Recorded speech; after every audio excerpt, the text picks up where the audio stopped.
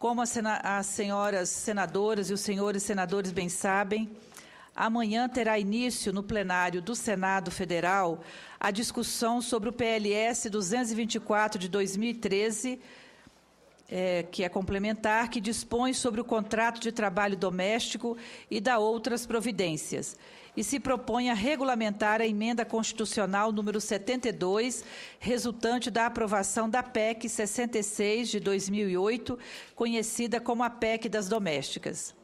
O PLS 224/2013 foi aprovado após 3 acaloradas versões na Comissão Mista para a Consolidação da Legislação Federal e Regulamentação da Constituição, onde teve como relator o senador Romero Jucá. Em seus 48 artigos, além de revogar a atual Lei dos Empregados Domésticos, que é a Lei número 5.859 de 1972, a matéria legisla sobre o contrato de trabalho doméstico, cria o Simples Doméstico, altera a legislação previdenciária e tributária e cria o REDOM, Programa de Recuperação Previdenciária dos Empregados Domésticos. A Comissão Mista para a Consolidação da Legislação Federal e Regulamentação da Constituição é nova na Casa. E, a princípio, o PLS 224 será debatido apenas em plenário e, a seguir, encaminhado para o plenário da Câmara dos Deputados. Ora, tal processo legislativo nos preocupa, na medida em que matérias tão importantes quanto a regulamentação da PEC 72 poderiam, de meu ponto de vista, ser debatidas também por comissões de mérito desta Casa, como é o caso desta Comissão de Direitos Humanos, da Comissão de Assuntos Sociais, da Comissão de Assuntos Econômicos e da Comissão de Constituição e Justiça. De qualquer forma, haverá possibilidade de apresentação de emendas ao PLS 224 de 2013 até o final da discussão em plenário. Daí a importância desta audiência pública, na qual ouviremos setores importantes da sociedade que muito poderão contribuir com suas observações sobre o texto do projeto, buscando aprimorá-lo e torná-lo mais justo. Sei que entidades importantes, como a Namatra, se mostram preocupadas com alguns pontos do projeto, como os limites de jornadas de trabalho e turnos de descanso, a possibilidade de trabalho em tempo parcial, considerado precarizador, além da retirada do texto de qualquer possibilidade de fiscalização domiciliar por parte dos inspetores do trabalho.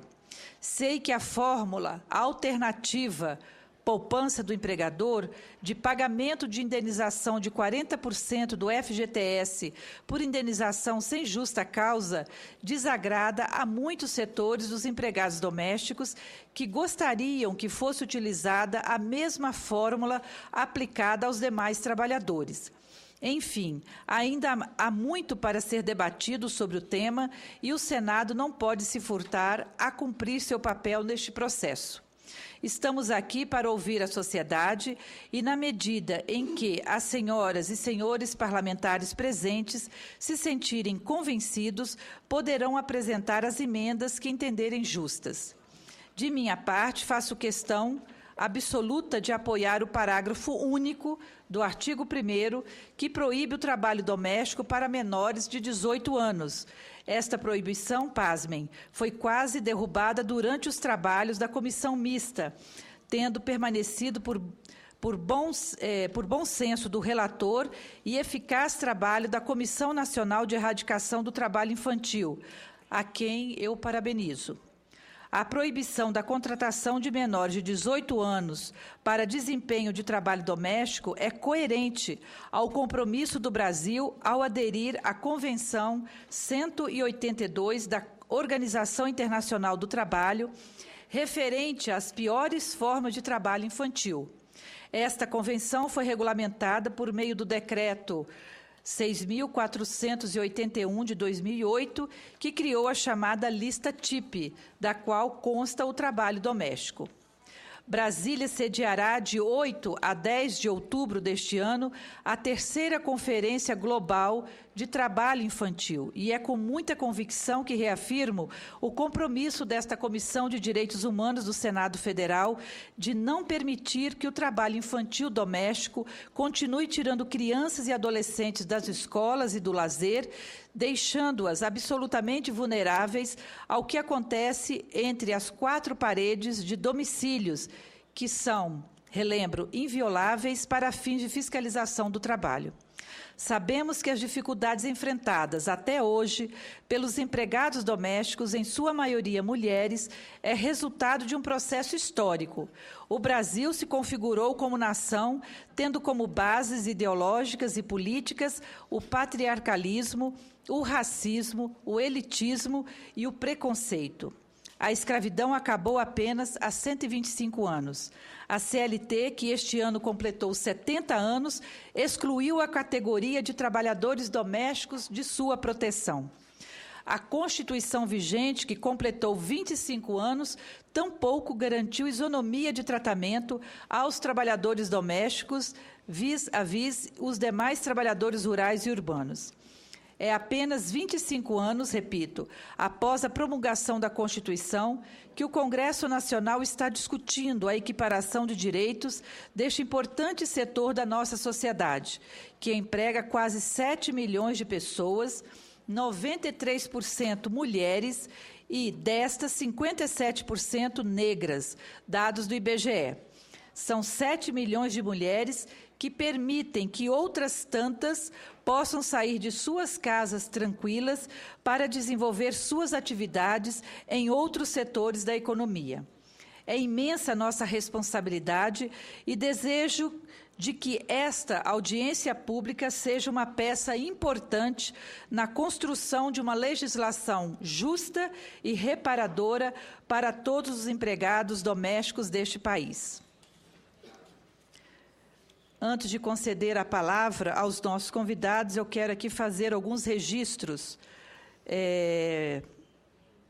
do senhor Avelino, presidente do Instituto Doméstica Legal, e também registrar a presença com muito carinho do nosso querido companheiro senador Paulo Paim, que é um senador extremamente dedicado e comprometido com a luta dos trabalhadores e das trabalhadoras do nosso país. Então, agradecer a presença do nosso querido senador Paulo Paim aqui nesta manhã de hoje. Desta forma, eu concedo a palavra ao excelentíssimo senhor Maurício José Godinho Delgado, ministro do Tribunal Superior do Trabalho, TST. Doutor Maurício, nós vamos, então, fazer aqui um acerto com a mesa, porque é uma mesa grande, né? E nós estamos recebendo já informações pelo E-Cidadania, já temos aqui 4 perguntas, talvez eu pudesse até fazer antes da fala do senhor, caso o senhor queira se manifestar, ou eu faço depois e a gente... né? Mas acho que eu vou fazer já essas 4 perguntas, antes de conceder a palavra ao ministro, porque possivelmente chegarão muitas outras, e aí, intercalando entre uma fala e outra, nós vamos lendo as perguntas. Então, eu tenho aqui já sobre a mesa, do cidadão José de Brito Azevedo Fernandes, ele é do Pará. Ele diz o seguinte: excelentíssimos senhores senadores, a tentativa de igualar os direitos dos empregados domésticos é válida, entretanto, deve-se levar em conta que quase totalidade deles são empregados de outros empregados assalariados, portanto, não há como se equiparar em tudo com os empregados de pessoa jurídica. Então, ele faz esse questionamento aqui. Isso fica para todos os convidados da nossa mesa, se puderem se manifestar. Também a senhora Patrícia Andrade Bahia, de João Pessoa, Pernambuco. Ela diz o seguinte: quem pode ficar com os nossos idosos e as nossas crianças? Já não podíamos pagar por cuidadores e agora? Não me digo que tem creche o suficiente, escola em período integral ou cuidadores gratuitos de portadores de Alzheimer, e que seja a realidade para nós. Contrato uma empregada, ela chega depois de eu sair para trabalhar e vai embora antes mesmo de eu largar o meu trabalho. Como demitir por justa causa? Impossível. Elas podem bater, quebrar, roubar e implicar. Mas quem se importa? Então, é da senhora Patrícia. Também da senhora Jussara dos Santos. Ela pergunta: quais os benefícios dos trabalhadores domésticos que ainda dependem de aprovação do Senado? O FGTS já foi aprovado e regulamentado? Obrigado pelo esclarecimento. E, por último, do senhor Joaquim Bezerra Soares, de Fortaleza do Ceará. A senhora Jussara é do Rio de Janeiro. Na condição de empregador doméstico, sou de opinião que deva ser mantida a dedução do imposto de renda sobre valores de referência à Previdência e ao FGTS, bem assim que os procedimentos de recolhimento desses encargos mensais sejam simplificados através do sistema informatizado já desenvolvido pelo SERPRO, de modo a não necessitar-se da contratação de escritório de contabilidade para essa finalidade, o que concorreria para a desistência de muitos lares em manter esses profissionais. Então, essa também é a pergunta do senhor Joaquim Bezerra, de Fortaleza do Ceará. Senhor ministro, então agora eu concedo a palavra para o senhor por um período de 10 minutos, se houver necessidade, mais 5 minutos. Vamos proceder dessa forma para que tenhamos o tempo suficiente de ouvir os nossos convidados e convidadas e também responder às questões vindas do público que nos acompanha pela TV Senado. Bom dia, senadora Ana Rita, meus cumprimentos. Senadora Ana Rita, presidente, meus cumprimentos. Senador, também aqui presente, nosso grande líder do Rio Grande do Sul, a quem eu sempre rendo as homenagens pela sua trajetória de extrema importância e liderança no plano dos direitos sociais brasileiros, né, em nosso país. Meus cumprimentos também a todos os membros da mesa, meus cumprimentos às demais autoridades presentes, meus cumprimentos aos telespectadores. Estou aqui por designação do presidente Carlos Alberto Reis de Paula, que não pôde estar, uma vez que está participando da Convenção Internacional da OIT em Genebra, que se realiza até o dia 23, e que me deu a honra de aqui comparecer para participar desse debate fundamental para o bom desenvolvimento da nossa República e o bom desenvolvimento de nosso país. Dentro dos limites de tempo que são absolutamente realmente necessários, procurarei trazer apenas os pontos fundamentais. Em primeiro lugar, quero dizer que sou um entusiasta do avanço trazido pelo Parlamento. O Parlamento brasileiro está de parabéns, Senado e Câmara da República, pela aprovação da emenda 72 de 2013. Sem dúvida nenhuma, é um grande avanço fundamental, estendendo o papel do direito do trabalho também à categoria doméstica, que já vinha desde a Constituição de 88 alcançando direitos fundamentais, mas que, evidentemente, tinha um quadro ainda de diferenciação injustificável. E a emenda 72, ela efetivamente atualizou de uma maneira civilizatória a nossa legislação. Conversando aqui com o nosso senador Paulo Paim, com quem já debatemos o papel do direito do trabalho. O direito do trabalho, conforme todos sabemos, é provavelmente a política pública mais importante de distribuição de renda e de justiça social e de cidadania que pode haver num Estado democrático de direito. E essa emenda cumpre, portanto, um papel significativo. De maneira que, inclusive do ponto de vista jurídico, é fundamental o debate agora sobre a regulamentação da emenda. Evidentemente que a regulamentação da emenda, determinada pela própria emenda, que faz menção expressa à regulamentação no novo parágrafo único do artigo 7º da Constituição, ela está jungida aos parâmetros trazidos pela emenda constitucional, né? Não se trata aqui de se realizar o debate sobre um novo Código do Trabalho Doméstico, mas de se realizar o debate sobre um projeto de lei complementar que vem dar efetividade à emenda constitucional número 72. Nessa medida, sinteticamente, do ponto de vista geral, eu, que tenho acompanhado esse projeto, assim como acompanhei de perto a emenda, dando a contribuição que fosse possível a um cidadão e a um estudioso de 30 anos da matéria, eu quero dizer que o projeto de lei do Senado, número 224, de 2013, na sua última versão, ele me parece que cumpre bem o seu papel de regulamentar a emenda. Como regra geral, é um projeto construído com técnica, me parece que ele atende, regra geral, a esse papel de regulamentar a emenda constitucional. É importante, às vezes o projeto pode parecer minucioso, porque ele tem mais de 40 artigos e a emenda constitucional é apenas um parágrafo único, mas é importante essa minúcia. Nós que somos da área jurídica há apenas 35 anos, e lidamos com mais de 1.000 processos só como relator por mês, nós sabemos que é bom que o direito seja claro, porque se ele deixar grandes margens de vácuos normativos dentro da tradição brasileira, e essa é a nossa tradição, evidentemente que isso traz uma insegurança jurídica muito grande. Então, eu não vejo nenhum defeito, já ouvi esse comentário, que o projeto está um pouco minucioso, mais do que deveria. Ao contrário, eu sou inteiramente favorável ao sistema jurídico brasileiro. É um sistema de sucesso.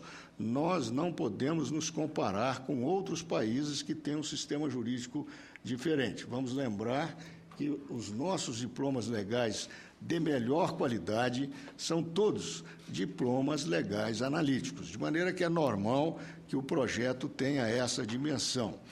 E, com essa dimensão, ele tem maior possibilidade de garantir segurança jurídica, que é, obviamente, o objetivo do legislador, né? O legislador não tem intenção nem interesse de fazer um diploma normativo que vá trazer insegurança jurídica, dúvidas, incompreensões. De maneira que me parece que o projeto, pelo que eu acompanho essas questões sociais todas no país com muito interesse, diuturnamente. A nossa assessora sabe bem disso. Provavelmente sou o ministro que mais a incomoda, silenciosamente, como bom mineiro.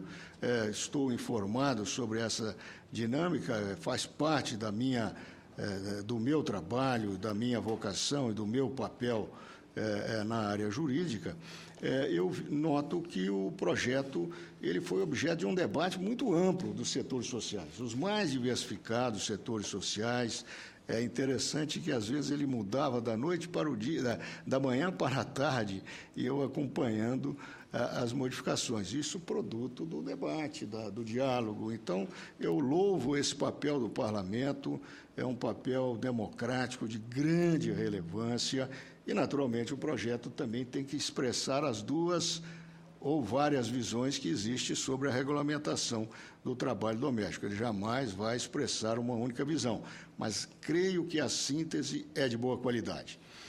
Por outro lado, ele também permite o cumprimento efetivo dos direitos garantidos pela Emenda 72 de 2003, sem comprometer a existência e a continuidade da própria relação de emprego doméstica, que tem uma clara diversidade e peculiaridades que são significativas ainda mais no Brasil, que é um país que tem quase 30 estados. Nós somos verdadeiramente um continente. Só pelas perguntas nós vemos, são perguntas de vários rincões do país, onde nós temos uma realidade bastante diversificada. E o projeto tem esse cuidado, esse zelo de ter também um pouco de generalidade para absorver as peculiaridades que caracterizam a realidade nacional e também a relação de emprego doméstico. Um ponto jurídico de grande importância que me parece que nós temos que ter clareza. A emenda constitucional número 72, ao tomar a decisão política e jurídica de dar nova redação ao parágrafo único do artigo 7º, tomou uma decisão técnica, política, jurídica e institucional de grande relevo. Decidiu manter a relação de emprego doméstico como objeto de um tratamento normativo especial, alargando os direitos, o que é muito justo, mas com um tratamento normativo especial. Ou seja, há uma decisão constitucional no país, e que me parece muito sábia, senadora, muito sábio se buscar sempre a isonomia, e é tão sábio quanto isso se reconhecer também as diferenças, né? Eu me lembro bem do direito do trabalho, que hoje é firme na isonomia entre homem e mulher, mas tem algumas normas que beneficiam mais a mulher. Isso é muito positivo e é justo reconhecer também. Então, manter o diploma normativo como diploma especial me parece fundamental, alargando direitos, mas não fazendo a comparação da relação de emprego doméstica como se fosse uma relação entre um trabalhador e uma empresa. Isso me parece que seria absolutamente inadequado e, o que é mais importante, não é a escolha da Constituição da República do Brasil, à qual todos nós devemos servir. Rapidamente, passando, então, aos pontos do Congresso. 5 minutos eu consigo, Excelência, pelo menos para fazer, assim, os aspectos que são prioritários. Também entendo, como Vossa Excelência, que temos que insistir na proibição, e o projeto é muito claro no parágrafo único, do trabalho infantil e do adolescente em casa. Isso seria um retrocesso grotesco e acho que seria manifestamente inconstitucional. Já levei ao senador Jucá uma exposição fundamentada nessa linha, seria manifestamente inconstitucional. A Constituição não permite esse tipo de retrocesso. Me abstenho de agregar mais fundamentos. Acho também importante a definição do parágrafo do artigo 1º caput, quando fala que o empregado doméstico é aquele que trabalha por mais de 2 dias por semana. Nós que trabalhamos nessa área há 35 anos e a lei doméstica tem 40 anos, sabemos que a jurisprudência não consegue se pacificar nessa matéria. Não consegue. Nós debatemos há 40 anos e não conseguimos pacificar. Por quê?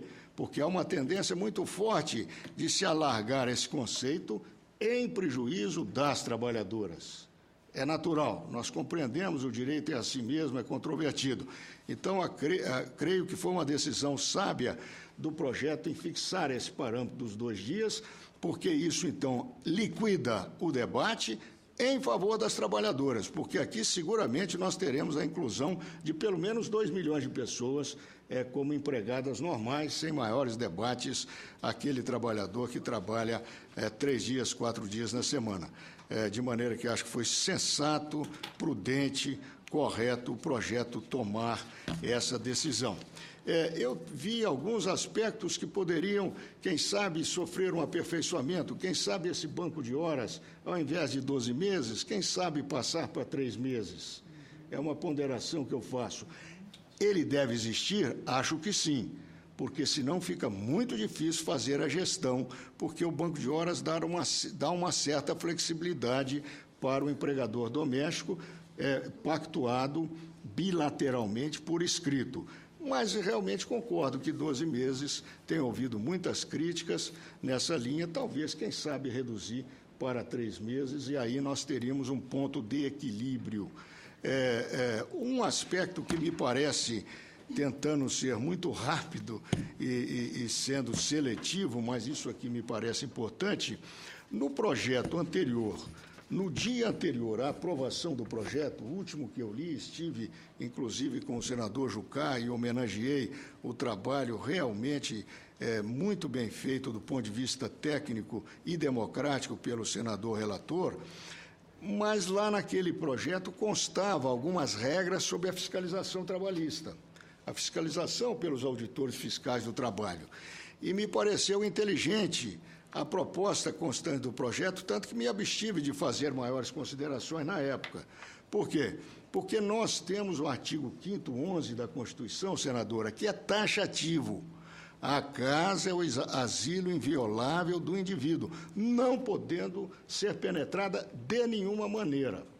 Então, se o projeto não tiver, digamos assim, o cuidado técnico de fazer a adaptação, ele emitirá uma norma manifestamente inconstitucional e nós não conseguiremos avançar nisso.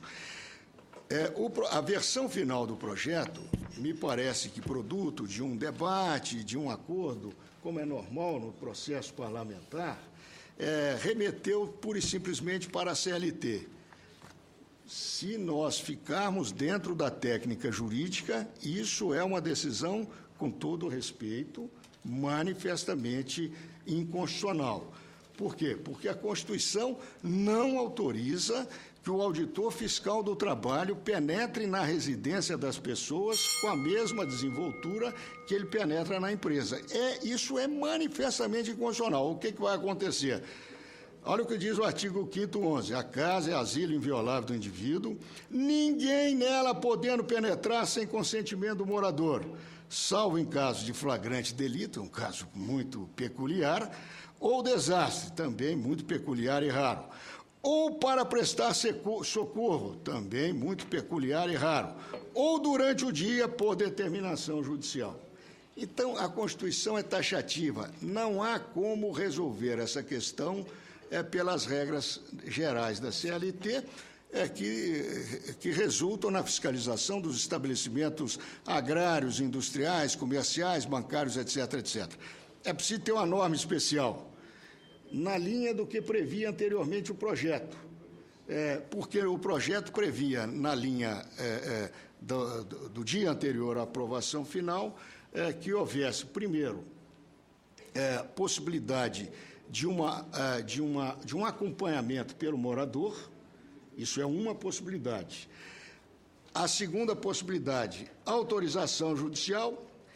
E eu acrescentaria, lendo ontem à noite o projeto, eu já aproveitando que, digamos, vai ter que ser feita uma mudança, senão vai haver uma frustração do legislador, ele quer um resultado e, tecnicamente, não alcançará o resultado. Eu acrescentaria também a chamada fiscalização indireta, que é aquela que é muito comum o imposto de renda fazer com o contribuinte. O imposto de renda manda uma notificação para o contribuinte e fala: traga os documentos para mim aqui no dia tal. Isso ajuda a resolver muita coisa. Vamos ser realistas. Vai resolver tudo? Não. Mas a fiscalização é um processo diversificado que, naturalmente, algumas coisas serão resolvidas de uma maneira, outras coisas serão resolvidas de outra maneira. Mas, pura e simplesmente, estender a CLT, eu creio que é manifestamente inconstitucional.